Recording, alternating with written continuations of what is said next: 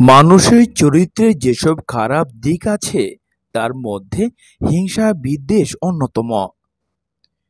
ব্যক্তি, পরিবার ও সমাজে পারস্পরিক হিংসা বিদ্বেষ, ঈর্ষাকাতরতা, কলহ, বিবাদ প্রভৃতি মানুষের শান্তিপূর্ণ জীবনকে বিষময় করে তোলে।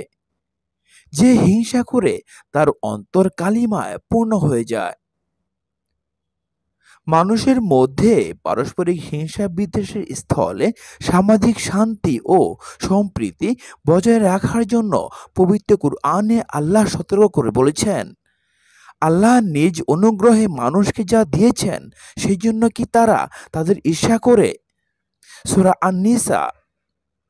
হিংসা বিদ্বেষ এমন এক ভয়ানক সংক্রমণ ব্যাধি, সম্পদের মোহ ও পদমর্যাদার লোভ লালসা থেকে হিংসা বিদ্বেষের সৃষ্টি হয়। হিংসা বিদ্বেষ মুমিনের ভালো কাজকে নষ্ট করে ফেলে।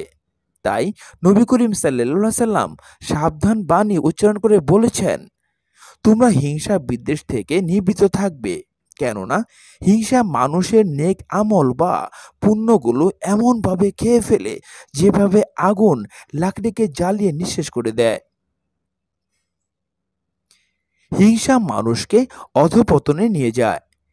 ঈর্ষাকাতরতা হিংসার পর্যায়ে চলে গেলে আক্রোশবশত মানুষ হত্যাকাণ্ড পর্যন্ত ঘটিয়ে ফেলতে পারে। হিংসুক ব্যক্তি অন্যের ভালো কিছুতেই সহ্য করতে পারে না। কাউকে কোনো উন্নতি বা ক্ষমতায় অভিষিক্ত দেখলে অন্তরে জ্বালা অনুভব করে। নানা কারণে এক ব্যক্তি অন্য ব্যক্তির প্রতি হিংসা প্রকাশ করে থাকে। আমাদের দৈনন্দিন জীবনে হিংসার বহুবিধ কারণের মধ্যে আছে পারস্পরিক ঈর্ষা, শত্রুতা, দাম্ভিকতা, নিজের অসৎ উদ্দেশ্য নষ্ট হওয়ার আশঙ্কা, ক্ষমতার আশঙ্কা। নবী করিম সাল্লাল্লাহু আলাইহি সাল্লাম সতর্ক করে দিয়ে বলেছেন, তোমরা অন্যদের প্রতি মন্দ ধারণা পোষণ করা থেকে বেঁচে থাকবে, কেননা এরূপ ধারণা জঘন্যতম মিথ্যা। আর কারো দোষ অনুসন্ধান করবে না, কারো গোপনীয় বিষয় অন্বেষণ করবে না, একে অন্যকে ধোঁকা দেবে না, পরস্পর হিংসা করবে না। মানুষের বদঅভ্যাস সম্পর্কে নবী করিম সাল্লাল্লাহু আলাইহি সাল্লাম বলেছেন, তিনটি বদঅভ্যাস আছে যা থেকে কেউ মুক্ত নয়। ১. কুধারণা, ২. হিংসা, ৩. অশুভ ফলাফলে বিশ্বাস। সাহাবীরা জিজ্ঞেস করলেন, হে আল্লাহর রাসূল, এসব থেকে মুক্ত থাকার উপায় কি? তিনি বললেন, কারোর প্রতি কুধারণা এলে তা বিশ্বাস না করা, হিংসার উদ্রেক হলে প্রকাশ না করা, আর কাজ থেকে ফিরে না আসা। হিংসা এমন একটি খারাপ অভ্যাস যা মানুষের নৈতিক চরিত্র তো ধ্বংস করে, তার সঙ্গে ধর্মীয় অনুভূতিগুলোকেও ধ্বংস করে দেয়।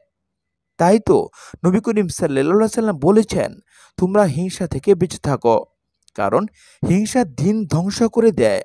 এছাড়াও হযরত জুবাইর ইবনুল আওয়াম রাদিয়াল্লাহু আনহু থেকে বর্ণিত, রাসূল সাল্লাল্লাহু আলাইহি সাল্লাম বলেছেন, তোমাদের মধ্যে পিপীলিকার মতো প্রবেশ করবে বিগত উম্মতের রোগ, আর তা হলো হিংসা ও বিদ্বেষ, যা হলো মুনকারী। আমি বলি না যে চুল মুন করবে, বরং তা দিনকে মুন করে ফেলবে। হিংসুকরা আল্লাহর নিয়ামতের শত্রু, গোটা মুমিনের শত্রু। তাই তো নবী করিম সাল্লাল্লাহু আলাইহি সাল্লাম বলেছেন, আল্লাহর নিয়ামতের শত্রু আছে। সাহাবীরা জিজ্ঞেস করলেন, আল্লাহর নিয়ামতের শত্রু কারা? রাসূল সাল্লাল্লাহু আলাইহি সাল্লাম বললেন, হিংসুকরা। হিংসুক তো এই জন্য হিংসা করে আল্লাহ কেন তার বান্দাকে অনুগ্রহ করেছেন। এছাড়াও ইমাম বাকির রাদিয়াল্লাহু আনহু বলেন, হিংসা ঈমানকে জ্বালিয়ে নিঃশেষ করে দেয়। হিংসার পরিণাম সম্পর্কে ইমাম জাফর সাদিক রাদিয়াল্লাহু আনহু বলেন, একে অপরের সঙ্গে হিংসা করা থেকে বিরত থাকো, কেননা হিংসা হলো কুফরের ভিত্তিস্বরূপ। হিংসুক বান্দার আল্লাহ তাআলা ক্ষমা করবেন না, আর ইহকাল ও পরকালে তাদের পরিণতি ভয়াবহ। তাই তো নবী করিম সাল্লাল্লাহু আলাইহি সাল্লাম বলেছেন, অর্ধ শাবানের রাতে অর্থাৎ শবে বরাতে আল্লাহ তাআলা তার সব সৃষ্টিকেই ক্ষমা করে দেন, তবে তিনি মুশরিক ও হিংসা বিদ্বেষ পোষণকারীকে ক্ষমা করেন না। পরিশেষে হিংসা মানুষের একটি আত্মিক রোগ, যা মরণ বিধির চেয়েও ভয়ঙ্কর। এই হিংসায় মানব আত্মাকে দূষিত ও কুলুষিত করে। এবং সব নেক আমলকে নষ্ট করে দেয়। অতএব সব মানব সন্তানেরই হিংসা বিদ্বেষ থেকে দূরে থাকা অবশ্যই কর্তব্য।